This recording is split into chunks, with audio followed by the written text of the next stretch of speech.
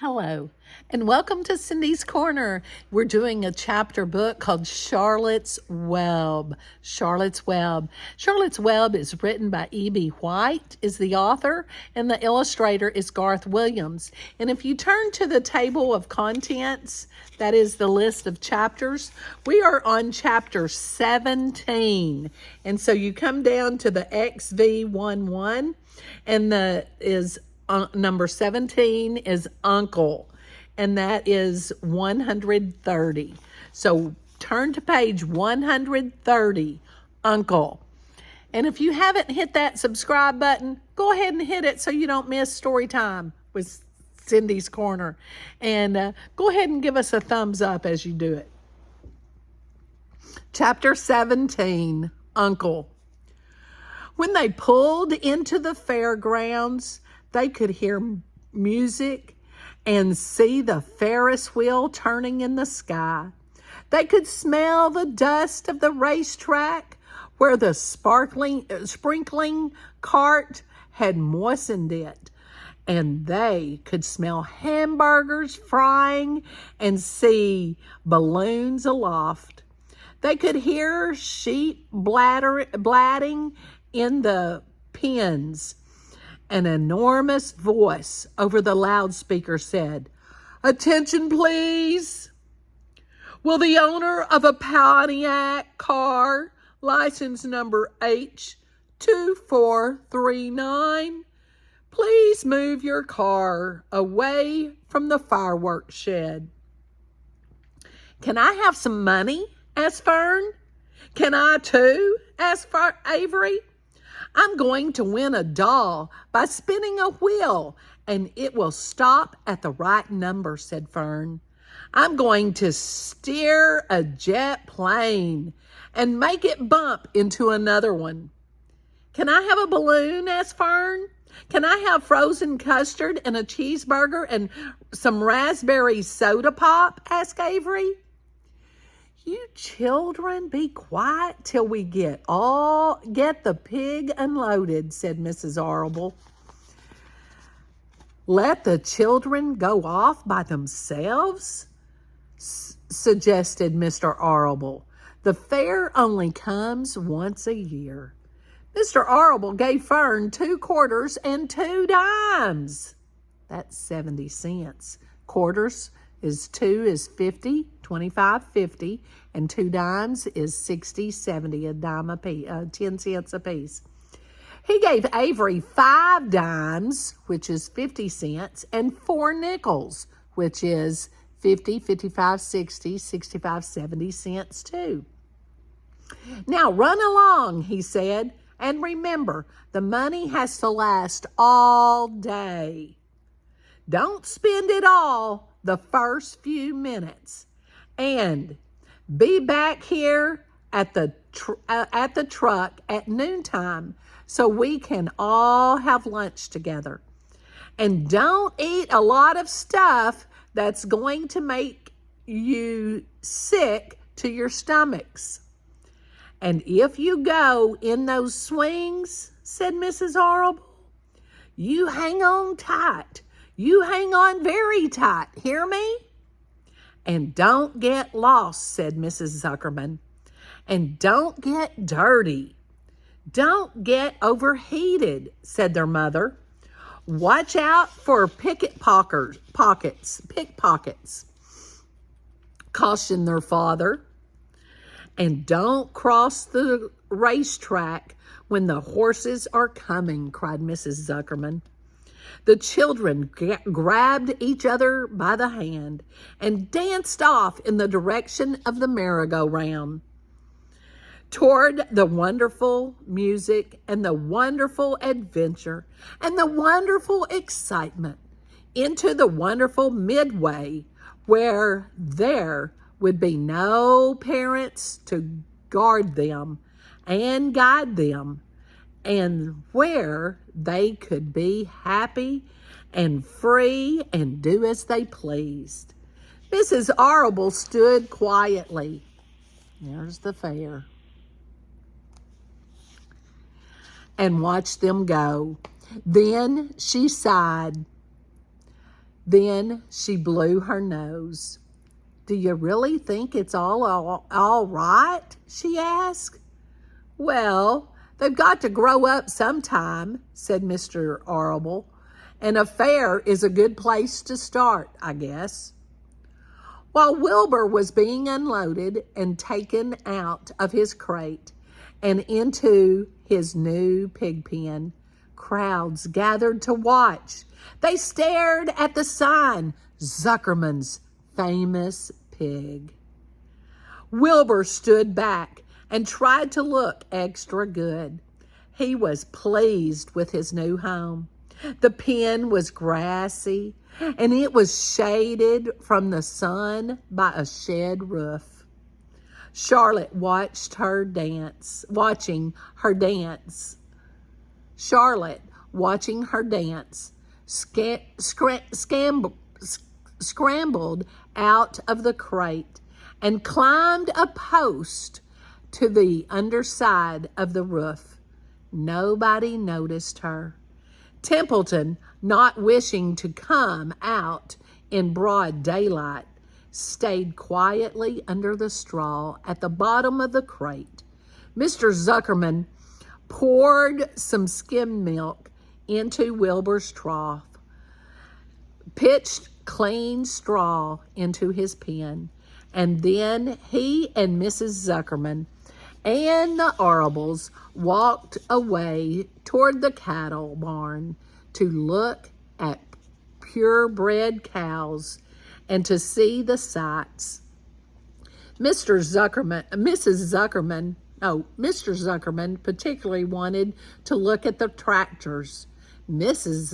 Zuckerman wanted to see a deep freeze. Lurvy wandered off by himself, hoping to meet friends and have some fun on the midway. As soon as the people were gone, Charlotte spoke to Wilbur. "It's a good thing you can't see what I see," she said. "What do you see?" asked Wilbur. "There's a pig in the next pen, and he's enormous. I'm afraid he's much bigger than you are. Maybe he's older than I am and has had more time to grow," suggested Wilbur. Tears began to come to his eyes. "I'll drop down and have a closer look," Charlotte said. Then she crawled along the beam till she was directly over the next pen.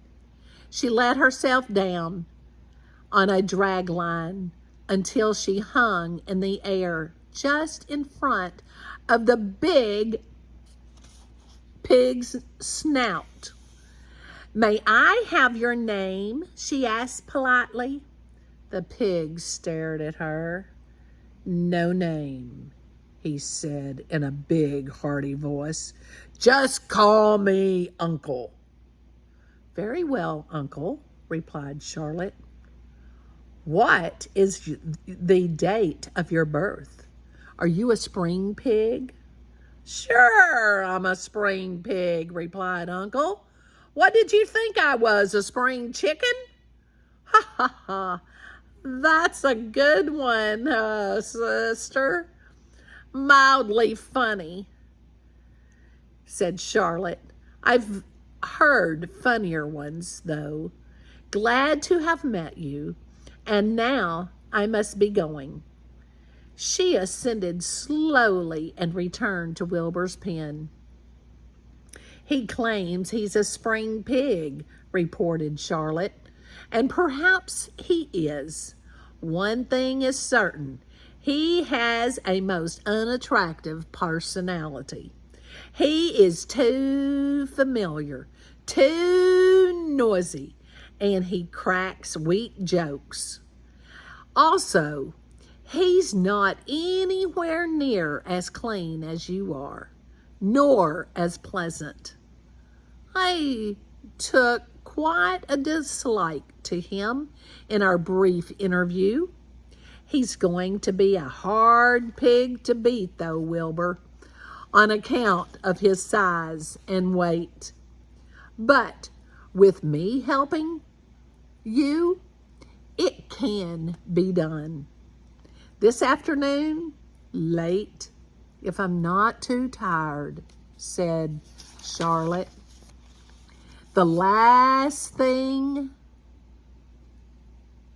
tires me the least thing tires me these days. I don't seem to have the energy I once had.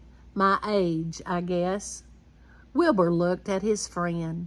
She looked rather swollen, and she seemed listless.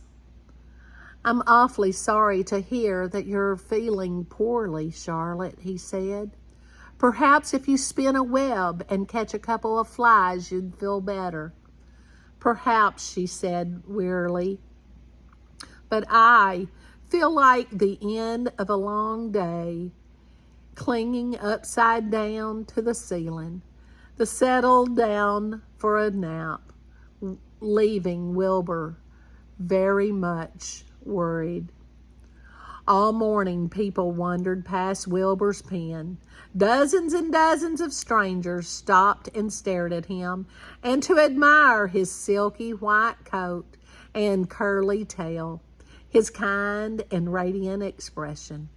Then they would move on to the next pen where the bigger pig lay. Wilbur heard several people make favorable remarks about Uncle's great size. He couldn't help overhearing these remarks, but he couldn't help worrying. And now, with Charlotte not feeling well, he thought, oh dear. All morning, Templeton slept quietly under the straw. The next day, the day grew fiercely hot. At noon, the Zuckermans and the Arbles returned to the pig pen. Then, a few minutes later, Fern and Avery showed up. Fern had a monkey doll in her arms and was eating Cracker Jacks. Avery had a balloon tied to his ear and was chewing a candied apple. The children were hot and dirty. Isn't it hot? Said Mrs. Zuckerman. It's terribly hot, said Mrs. Arble, fanning herself with an advertisement of a deep freeze. One by one, they climbed into the truck and opened lunch boxes. The heat beat down on everything. Nobody seemed hungry. When are the judges going to decide about Wilbur? Asked Mrs. Zuckerman. Not till tomorrow, said Mr. Zuckerman. Lurvy appeared carrying an Indian blanket that he had won. That's just what we need, said Avery. A blanket. Of course it is, replied Lurvy, and he spread the blanket across the sideboards of the truck so that it was a little tent. The children sat in the shade under the blanket and felt better. After lunch, they stretched out and fell asleep. Now, tomorrow, it says, is the time that the judges look at Wilbur. What do you think's going to happen? What do you think is she going to be okay? What do you think she might do? Do you think Templeton's going to go to the midway? Tell me, what do you think's going to happen to Charlotte, Wilbur, and Templeton? I can't wait to see your comments. And most important, give somebody a hug and tell them you love them. And this was chapter 17. And so chapter 18 is next. Have a great day. And most important, give somebody that hug and tell them you love them. Just like we love Charlotte and Wilbur.